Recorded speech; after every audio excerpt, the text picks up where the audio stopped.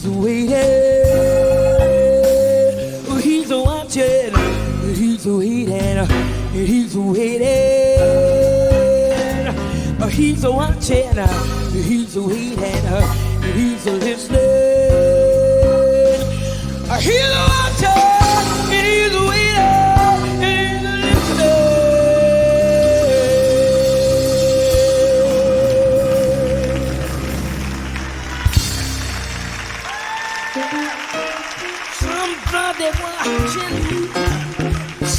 Eh bien, sur Taoui FM, excellente fin de journée à toutes et à tous. Bienvenue. Et tout de suite, je donne la parole à notre amie Martine. Merci Manouya, c'est gentil, j'ai la parole, je vais la garder. Bien aujourd'hui, je reçois Florence Aubenas, qui est présidente du jury du FIFO. Bonjour Florence. Bonjour. Alors, l'autre jour, tu nous as dit que tu étais venue ici par curiosité pour découvrir l'Océanie, le regard que les Océaniens portaient sur eux-mêmes. Alors ? C'est vrai. Bah là, ça fait 3 jours. Enfin, tu me diras, c'est vrai que c'est bientôt fini quand même aussi. Et c'est vrai que c'est passionnant parce que non seulement on voit des films toute la journée, donc on voit les thèmes qui émergent ici, comme ça les grands thèmes qu'on voit sortir, et c'est assez intéressant parce que c'est vrai que comme ça, par idée reçue, j'allais dire, on pense toujours que les thèmes traités vont être très culturels ou très passéistes. Et en fait, c'est extrêmement divers. Alors, il y a toute cette thématique passionnante qui sort sur... Alors, qui est locale sans l'être, qui sont les aventuriers du bout du monde, ces gens qui viennent se perdre ici dans une île. Alors, on a l'histoire d'un peintre, l'histoire d'un navigateur, donc qui sont très intéressantes. Il y a aussi tout un aspect qui est extrêmement, j'allais dire, moderne, qui est la figure de cette génération sacrifiée, qui sont les personnes qui vivaient ici, les peuples d'origine, le peuplement d'origine, et qui a été un peu chassé par la colonisation. Et on est à cette génération aujourd'hui qui n'est ni intégrée, ni coupée de ses racines. Et qui est cette génération perdue. Il y a toute une thématique autour de ça qui est passionnante aussi, qui est vue de l'intérieur. L'histoire ça va d'un clochard en Nouvelle-Zélande à effectivement des gens ici qui ne savent plus comment faire entre les deux choses, et c'est vraiment intéressant. Balloter entre les cultures, entre la tradition et la modernité. Exactement. Bah, c'est vrai que ça a été un choc culturel, ne serait-ce que pour la Polynésie, moi que je connais mieux, avec l'arrivée des Européens dans les années 1700. On va faire une 1780. Et ça fait jamais que 200 ans. Oui, c'est vrai, bien sûr. Alors il y a ça, et il y a aussi alors une dimension que je connaissais pas du tout. Alors vraiment, mais je ne connaissais rien. Donc je dis pas ça pour m'excuser, mais pour expliquer ce que je vais dire, qui est une dimension religieuse ici. Et donc il y a tout un tas de films sur les prophètes. Enfin, cette figure du prophète ici. Donc il y a un film autour des papous et d'une... Ah oui, tu avais hâte de voir le film sur les papous. C'est vrai. Je pense que tu avais une image des papous. Tu te demandais s'ils allaient... Le caméraman aurait des plumes. C'est à peu près ça. Et donc, ou même, j'allais dire, ce qui s'est passé pas loin d'ici et qui était ce fait divers terrible où une île, l'île de Faïté a fait un bûcher pour certains, a brûlé 7 personnes dans mon souvenir. Donc il y a cette dimension très religieuse et d'une religion un peu... C'est ça où se mêlent l'exorcisme, la prophétie, les leaders charismatiques qui bougent leur peuple d'un village à un autre. Enfin, il y a aussi... Oui, mais en fait, ça, c'est mondial, parce que ça existe un peu partout. C'est cette poussée, enfin, pas la poussée religieuse, mais qui est des leaders charismatiques qui essayent, par le truchement de la religion, de se constituer une petite communauté. Sans doute, c'est vrai, mais en Europe, c'est en ce moment, pas vrai, en tout cas, pas tellement vrai. Alors, même dans les camps. Oui, en Europe, moi, je pensais un petit peu au monde océanien ou au monde bien sûr, qui sont moins touchés par le modernisme actuel. Oui, c'est vrai, mais c'est quelque chose que bêtement, en tout cas, dans la représentation médiatique qu'on a du monde, qui est très relative, qui est celle que nous donne la presse quand on allume la télé, ce rendez-vous de la violence du 20h tous les soirs. C'est ces histoires-là de religion qui vous dépassent, qui vous font faire des choses que vous n'imagineriez pas. Nous, on l'applique, je le dis vraiment, au monde musulman très souvent, malheureusement. Et or, ici, il y a cette même dimension. Au nom de la Bible, je vais faire telle chose. Au nom de la Bible, je vais guider les gens ici, faire tuer machin. Et c'est quelque chose dont on a peu conscience, enfin. Oui, parce que l'Europe est beaucoup moins religieux, enfin pas athée, mais il y a pas un déni de la voilà. Ouais. Il y a pas cette dimension. Non, tandis qu'ici c'est très présent parce Très présent. que les gens sont très croyants. Très mais présent. Ouais. La religion catholique protestante est arrivée il y a peu de temps en fait. Ouais. Donc il y a encore un mix et c'est important. Tu verrais la sortie des églises le dimanche, c'est magnifique. Mais je vois déjà, c'est magnifique et c'est vrai que pour aller, alors mon trajet est balisé, pour aller de l'hôtel jusqu'à la maison de la culture, on longe plusieurs églises et je suis fascinée parce que quelle que soit l'heure et le jour, il y a l'église est pleine. Donc c'est vraiment une dimension qu'on connaît mal ici, c'est très intéressant. Mais c'est vrai qu'il y a peu de... moi, je regarde... Alors, nous, on regarde ici, votre 20h, Oui. on le regarde à 8h du matin. Puis vous devez le regarder surtout en vous disant, mon Dieu, comme ça ne nous ressemble pas. Ben justement, on parle jamais de nous, sauf pour dire des méchancetés.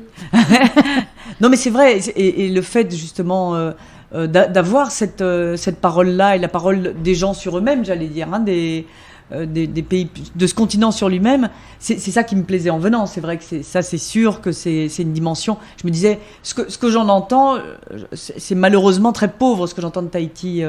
À Paris, c'est la température de l'eau, parfois un incident climatique, un cyclone, un ouragan. Un incident politique, sinon, la comment va valse. Gaston Floss, voilà, c'est à peu près les trois grands secteurs qui sont couverts c'est très ici. caricatural. Caricatural, vraiment, Voilà. c'est caricatural.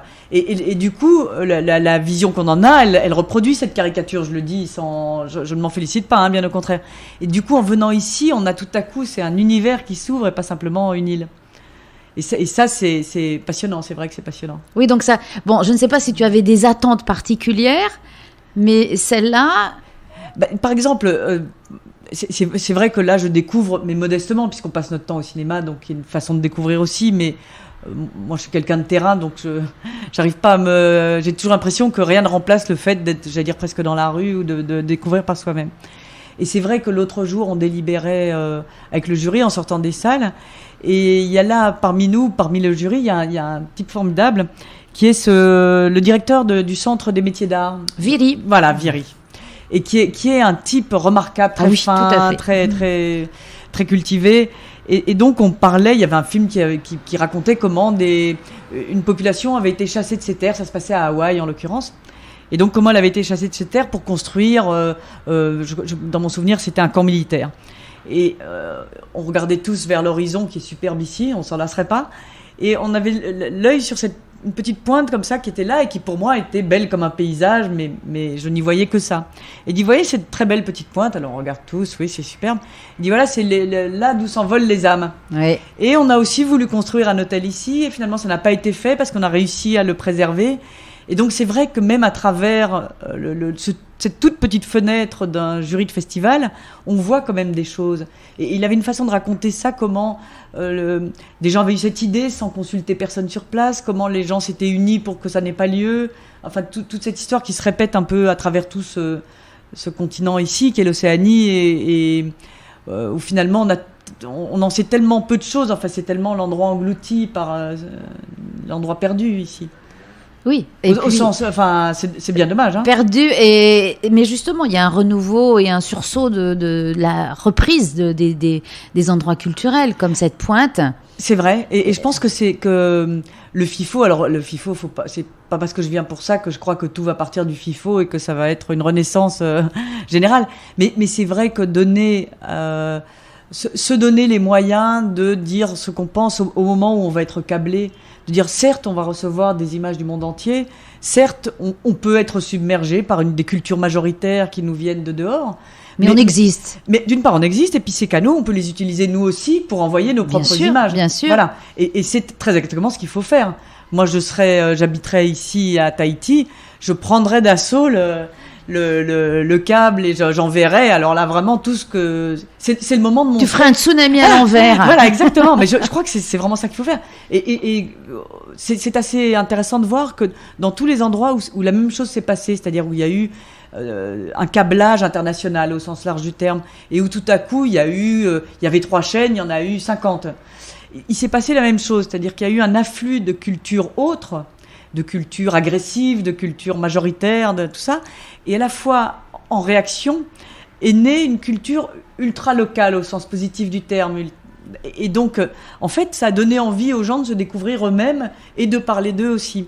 Et donc même, j'allais dire, en Bretagne, par exemple, où il y a eu les câblages, etc., il y a eu à la fois une production bretonne comme il n'y en avait pas eu avant. Oui, justement, c'est comme... C'est les deux revers, les deux pendants d'une même médaille. Et je crois qu'il faut vraiment s'en servir. Mais c'est ce qu'il faut faire ici. Ah oui. Parce que c'est vrai aussi que nous, on est un peu engloutis par la civilisation américaine. Ouais. Voilà, où on croule sous les McDo, la façon de s'alimenter, Ouais. Coca, etc. C'est pour ça que tout le monde prend un peu des rondeurs ici. Parce que c'est vrai aussi que... Est-ce que tu te faisais une idée du mythe de la vainée, longue et fine On est obligé de se le faire parce que c'est tellement ancré dans nos têtes que c'est comme Paris et la Tour Eiffel. Enfin, il y a des endroits où c'est vraiment... on a tellement entendu parler que c'est... Et entre nous, c'est un mythe qui a ses limites parce que c'est un mythe colonial, hein, mais à la fois qui est un mythe charmant aussi. Enfin, je veux dire, c'est... Est-ce que tu as eu l'occasion d'aller discuter avec les gens dans la rue et de t'apercevoir de la réelle gentillesse des Polynésiens? Ça, c'est pas un mythe. Ça, c'est pas un mythe. Et alors, ce qui est très frappant, c'est qu'au départ, au départ, à l'arrivée plutôt, quand on débarque ici, les gens sont très gentils. Donc, on se dit, bon, ils sont gentils parce que, voilà, j'arrive et puis on participe à un événement, etc. Puis au bout d'un moment, ils sont gentils tout le temps. Donc oui, on se dit, tiens, ça surprend. C'est surprenant. Alors on se dit, c'est comme aux États-Unis, il y a un peu un sourire de commande, c'est peut-être commercial, c'est peut-être un pays de tourisme, donc voilà. Et puis au bout d'un moment, non, ils sont encore gentils. Donc on en est à la 3e couche de gentillesse et force est de constater qu'ils sont vraiment gentils. Et alors c'est une gentillesse qui est très particulière parce qu'elle est élégante. Et c'est très rare, c'est-à-dire qu'elle est ni engluante, voilà. Elle est ni engluante pour vous vendre quelque chose, ni soumise pour vous dire, voilà, regardez, je suis gentil pour en profiter. C'est une vraie gentillesse et c'est une manière de tendre la perche à l'autre en disant, voilà, je suis gentil, et toi, fais-en quelque chose, toi aussi. Et c'est vrai alors ça, c'est une réelle découverte. Parce que vous connaissez la blague à Paris. À Paris, on est méchant, hein, ça, je vous le dis tout net. Très, très méchant. Je dis juste méchant parce que, justement, j'ai appris à être gentil ici, mais on est très, très méchant. Et donc, quand on dit... on parle de la gentillesse. À Paris, on dit, je veux pas dire du mal de lui, mais enfin, il est gentil. Oui, ça veut dire, il est un peu con. Il est con, voilà. Donc, en gros, gentillesse, c'est pas une qualité à Paris. Mais ici, c'est cette élégance-là. Franchement, c'est quelque chose... Ah oui, parce que tu entendras là. Et elle est gentille. Et elle est gentille. Et il y a tout qui va avec. Oui, c'est vrai. C'est vrai qu'à Paris, tu dis ça, tu dis oui, d'accord. Elle est gentille. Alors là, on se dit, ça y est, surtout à la fuir la fuir tout de suite. Donc ça va te changer, ça. Ah, ça me change complètement. C'est vrai que ça, c'est une découverte. Puis c'est vrai qu'au début, j'étais surprise. Tellement de gentillesse, on n'est pas habitués, nous. Du coup, on était sur nos gardes. Mais qu'est-ce qu'ils ont à être gentils comme ça? C'est bizarre. Soyez normal, s'il vous plaît. Alors, ce qui fait que, tu vois, quand les Polynésiens débarquent à Paris et que quand on rentre dans le métro, qu'on fait un grand sourire... C'est l'horreur. Parce que c'est pire que le climat. Personne. Alors, si tu te promènes, tu verras qu'ici, quand tu vas dans la rue, les gens te regardent. On croise des regards. Oui, non, mais c'est vrai qu'il y a une manière d'être et de se tenir qui est sans comparaison, mais qui est... Et alors, c'est vrai qu'ici, c'est très agréable. Et c'est un climat, j'allais dire. C'est une manière d'être. Et ça, c'est très précieux. Alors, est-ce que en rentrant justement à Paris avec tes petits camarades... Gentil. Ouais. Qu'est-ce que tu vas en faire de ce que tu as découvert là? Ah, moi alors c'est affreux parce que je suis journaliste et malheureusement, j'allais dire malheureusement, ça fait le drame de tous les gens qui circulent avec moi, etc. Chaque fois que je vois un truc, je dis tiens, ce sera un bon sujet. Et j'ai tellement peu l'habitude je le dis à tout le monde, ça c'est un bon sujet, ça c'est un bon sujet. Et je dis mais tu peux pas voir autre chose, tu peux pas juste simplement être là.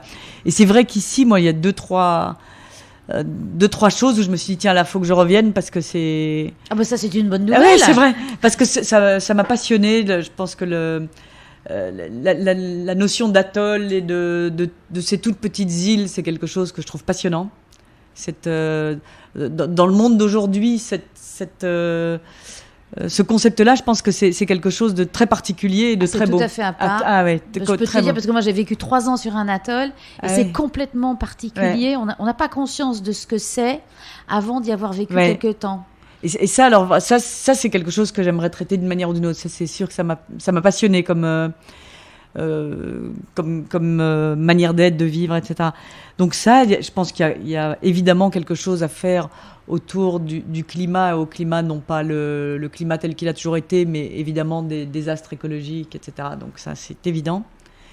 Et alors, il y a quelque chose qui nous tient à cœur, nous autres journalistes. Alors ça, c'est une autre des formations professionnelles. C'est notre confrère ici, dont l'enquête sur la mort n'a jamais été tout à fait résolue. Ah, JPK. Exactement, JPK. Et donc, je pense que les journalistes doivent aussi instaurer entre eux, à tout point de vue, un droit de suite, j'allais dire. Donc, de dire, voilà, on laisse pas tomber. Tous les 6 mois, il y a quelqu'un qui viendra et puis qui vous posera des questions pour dire où en est cette enquête. Sans parti pris, mais voilà. Savoir ce qui s'est passé. Savoir ce qui s'est passé, parce que c'est notre troublant, métier, c'est bien troublant. sûr. C'est notre métier. Et c'est presque un devoir entre nous. Vous savez, les anglo-saxons, ils font ça, y compris aux conférences de presse. C'est-à-dire que vous posez une question, puis évidemment, l'intérêt de l'homme politique, c'est de ne pas vous répondre. Hein. C'est la première des choses qu'il cherche à faire. Donc, il va vous embrouiller pour ne pas répondre à votre question. En tout cas, si elle est bien, c'est-à-dire qu'elle dérange. Et les anglo-saxons ont quelque chose qui s'appelle le droit de suite. Et donc, la question suivante choisie est la même. Et les journalistes, les uns après les autres, à une conférence de presse, il ne peut y avoir qu'une seule question. Toujours la même question, par une espèce de solidarité entre eux, et puis de dire, voilà, on ne le laisse pas s'enfuir. Voilà. Et ça marche. Ah ben en tout cas, au bout d'un moment, oui, ils répondent. Enfin, ou en tout cas, toutes les conférences de presse. Voilà. Et ça continue à la suivante. Hein. La conférence de presse suivante, c'est toujours la même question tant qu'on n'a pas répondu. Ah ben ça serait pas mal d'instaurer exactement, ça ici aussi. Exactement. Ça, tu devrais donner des leçons. Ah ben non, alors là, j'aimerais qu'on m'en donne déjà. Mais c'est vrai que je pense pour ce confrère, je pense qu'il faudrait instaurer ce droit de suite, c'est-à-dire que les uns après les autres, les journalistes devraient venir en disant voilà où c'en est, voilà poser des questions, suivre ça parce que voilà c'est tout simplement une question de dignité au bout d'un moment, c'est-à-dire on laisse pas les gens j'allais dire sans sépulture d'une certaine manière. Donc il faut être fidèle à notre métier et à ceux qui l'exercent. Donc je crois que ce serait bien de le faire. Donc je me dis un jour je viendrai le faire moi aussi. Oh bah écoute, je suis contente. Alors là je vais te poser une question à laquelle tu as le droit de ne pas répondre. D'accord. Les résultats. J'ai mon joker. Tu as les résultats du FIFO? Alors on a juré. Alors vous savez, tu sais que le jury il est mixte, c'est-à-dire mixte au sens où moitié anglo-saxon, moitié francophone. Et donc on a instauré entre nous. Alors dans la salle on tient pas du tout, hein, on n'arrive pas du tout à se de faire la poker face, donc la face impassible du joueur de poker, donc ne rien laisser deviner. Donc ça c'est la première chose. Et alors moi j'ai du mal parce que moi je suis transparente, donc les gens savent absolument rien qu'à me voir ce que j'en pense. Et alors j'avais trouvé une chose qui me semblait très maligne. C'est en sortant je me ruais. Vous savez on a une tasse de café entre les films. Et je me ruais sur une sorte de buffet qui nous reçoit, qui est délicieux d'ailleurs. Et je me bourre de bananes, de mangue, et je rentre en mâchonnant, en me disant comme ça fait... on ne voit rien, on voit juste quelqu'un qui mange. Et aujourd'hui, ça m'a coupé l'envie de faire ça. J'entendais la dame derrière moi, je dis, mais celle-là, elle mange tout le temps. Je me disais, bon, j'ai trouvé autre chose. Voilà, il faut que je trouve autre chose. Et enfin, on essaye de se contrôler, en tout cas. Donc alors, je te reposerai la question. Demain. Mais après, voilà. les résultats. Voilà. Maintenant, j'ai essayé, mais bon. En tout cas, on reste fidèle à nos principes d'origine, qui étaient de dire le premier prix sera le meilleur, que le meilleur gagne. Donc au-delà de toute autre considération. Et l'autre chose, c'est qu'il y a 3 prix qu'on doit donner, qui sont ceux du jury, donc des prix spéciaux du jury, dont on choisit nous-mêmes les intitulés. Alors, les critères. Voilà, justement, on va le définir si je te le disais là, tu devinerais trop facilement. Donc Mais personne n'écoute. Voilà, c'est ça. On est toutes les deux. On est toutes les deux. Mais on s'est dit qu'on allait l'expliquer, c'est-à-dire qu'on allait dire aux gens, voilà, on a choisi ce premier prix spécial, celui-là ou celui-là, pour cette raison. Donc l'expliquer publiquement. C'est-à-dire, je trouve ça un peu normal de donner les choix, quoi. C'est pas une course cycliste où le premier, deuxième, troisième, quatrième, ce serait juste un ordre d'arrivée, quoi. Oui, parce que je suppose qu'il y a et les coups de cœur et les critères. Exactement.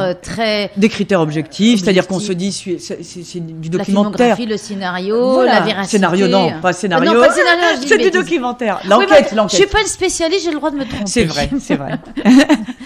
Note moi non plus, hein. Donc voilà, et ça c'est demain soir à 19h. Demain soir, exactement.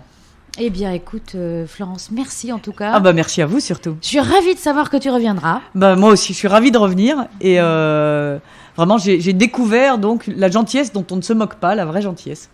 Eh bien c'est le mot de la fin, merci Florence. Merci à tous. Saoui FM 107.